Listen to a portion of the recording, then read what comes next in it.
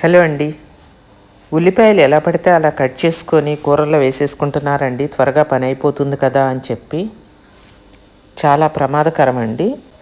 ఇలా ఉన్న ఉల్లిపాయల్ని వాడచ్చా లేదా అనేది నేను ఈ వీడియోలో మీకు చెప్తాను. ఇలా ఉల్లిపాయ మీద కనిపించేదంతా మీరు బూజు, దుమ్ము, ధూళి అనుకుంటున్నారా? కానే కాదండి. యాస్పర్జిల్లస్ నిగర్ అంటారు, ఆ ఫంగస్ అన్నమాట.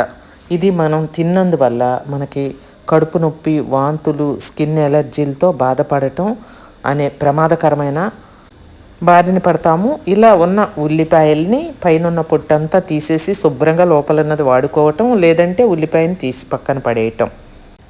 మీరు చూసే ఉల్లిపాయ మీద ఉన్న నల్లదనం పైనే కనుక ఉంటే ఆ పైన ఉన్నది కడిగేసుకొని ఆ పొర తీసేసి వాడుకోవచ్చు. లేదు లోపలికల్లా వ్యాపించి ఉంది అంటే ఉల్లిపాయనే తీసి పక్కన పడేయాలి.